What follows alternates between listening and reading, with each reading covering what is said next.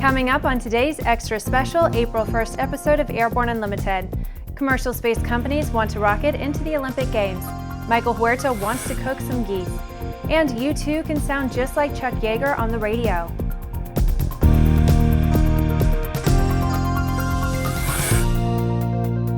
And today, because my contract says that I have to do this, you'll hear aviation news you really won't get anywhere else.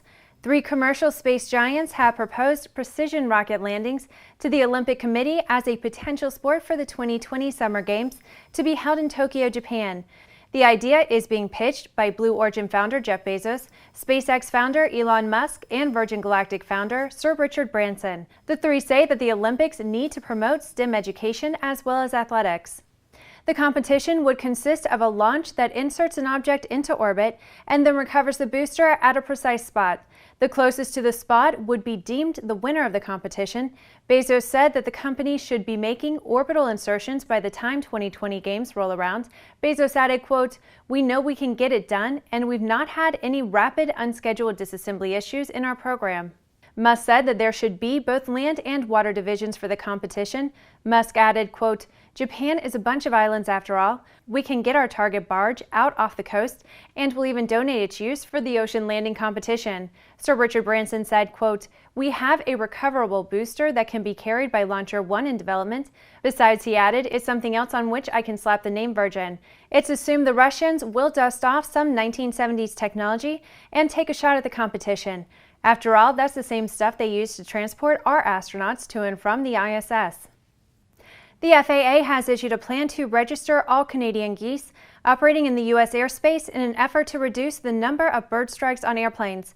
FAA Administrator Michael Huerta said, quote, "Those big birds have taken out enough airplanes, and it's time we established a way to track the birds that cause accidents.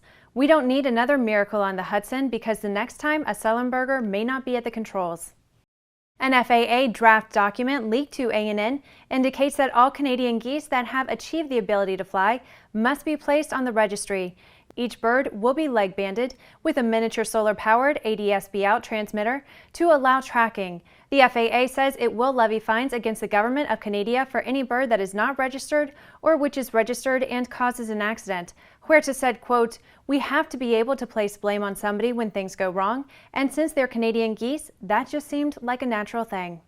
In a move seen as retaliatory, Transport Canada has established a task force that would create rules for the registration of all American bald eagles.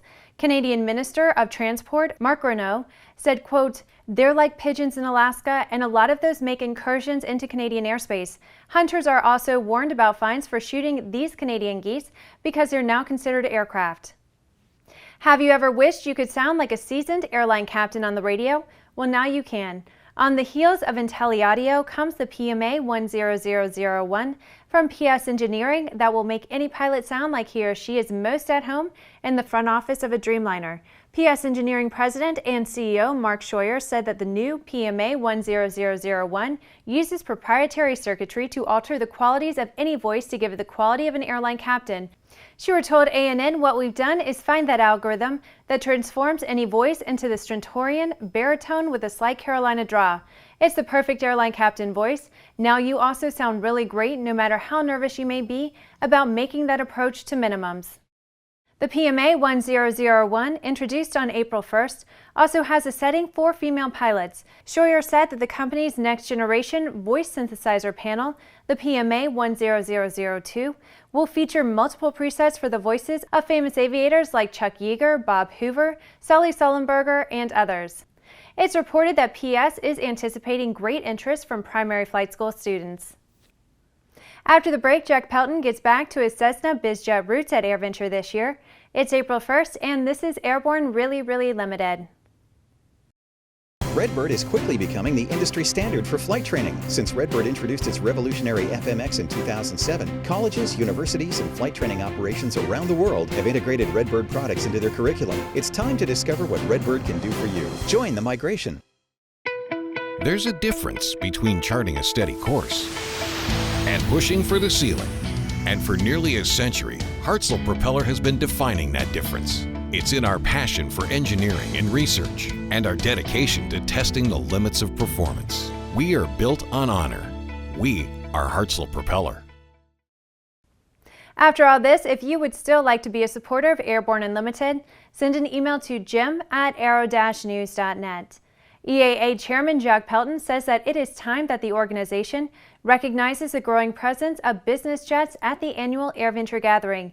To that end, Pelton says that this year, a special area will be set aside for business jet owners to camp beside their airplanes.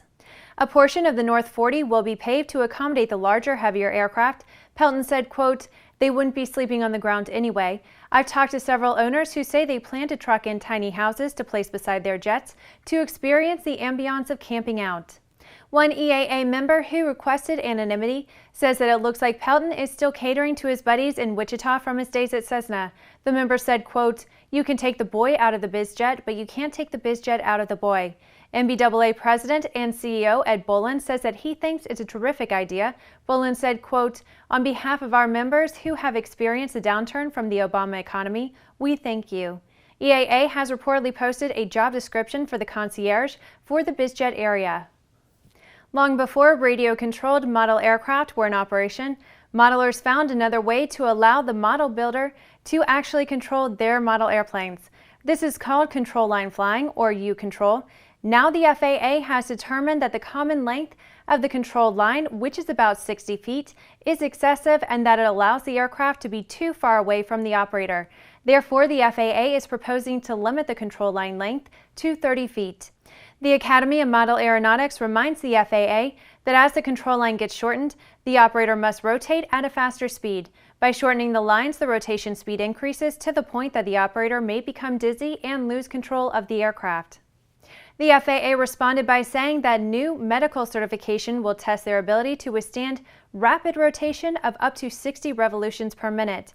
They say rotation testing will be performed by FAA medical examiners who will no longer be issuing third-class airman medicals.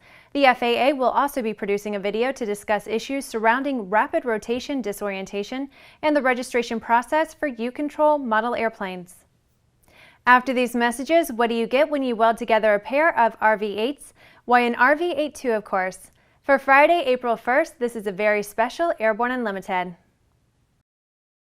Concorde's recombinant gas RG series sealed battery technology produces a high-performance battery with the advantages of being pre-tested and fully charged at the factory. Find out more about Concorde's entire line of batteries at www.concordebattery.com. Concorde, the heart of your aircraft. Sandia introduces the new SAI 340 Quattro TSO'd airspeed, attitude, altitude, and slip. With integral backup battery, safety never looked so good. See it now at www.sandia.aero.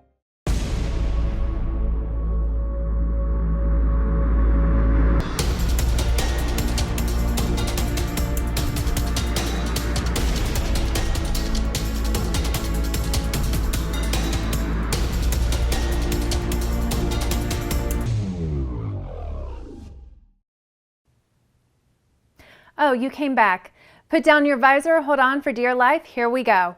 Lockheed Martin reported on April 1st that the F-35 program has suffered another setback when the computer on one of the test airplanes suddenly developed sentience and declared itself a conscious objector. A Lockheed insider told ANN that the problem cropped up during a recent test flight when the pilot, codenamed Hightail, tried to lock weapons onto a drone target.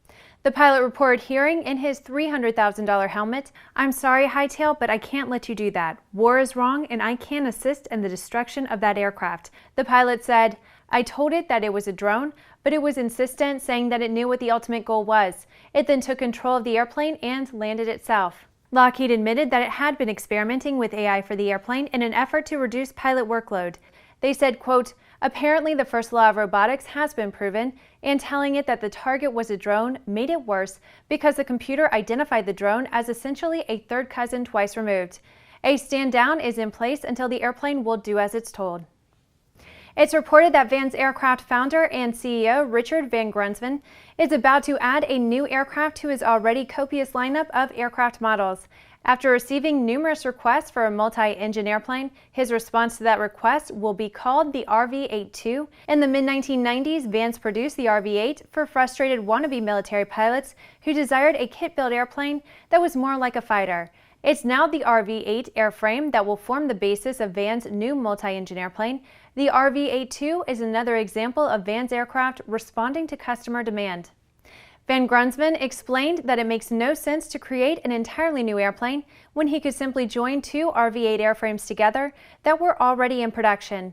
He denies that his design is based on the North American F-82 Twin Mustang. According to Van Grunsman, it's simply proving that good engineering concepts can remain good through the ages. No price has yet been announced for this kit, and it has not been reported whether or not an existing RV-8 can be converted into an RV-8-2. All right, buckle up. We're going around the patch.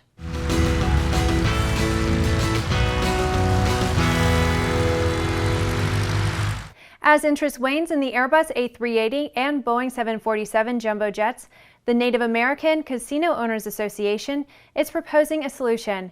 They are offering airborne casino packages that can be installed in the aircraft to increase passenger interest in jumbo jet travel. For once, an airline can say, "The house always wins." The high-density passenger seating in the Boeing 777 has been approved to operate without passenger seatbelts. Boeing claims the close, wedged-in-place seat pitch is enough to act as an appropriate passenger restraint. The FAA has issued a waiver for the seatbelt requirement.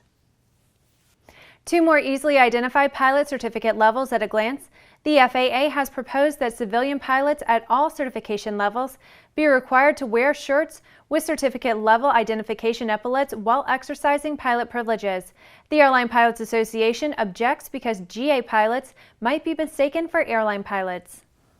A recent management shuffle at AOPA has resulted in some big surprises, with veteran journalist Geraldo Rivera being picked for the top spot. Rivera has said he's up to the job, but added, quote, "I must first complete my commitment to Dancing with the Stars, and my anticipated Mirrorball trophy must be included as part of the AOPA logo."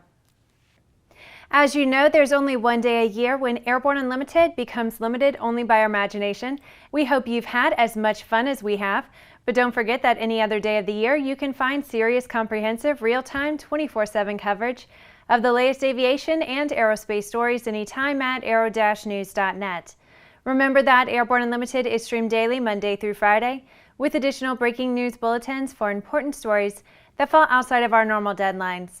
Please join us and a growing roster of over 100 outstanding industry associations and organizations every weekday for the best in aviation and aerospace news from the staff of the Aero-News Network, the aviation world's most comprehensive news and information resource.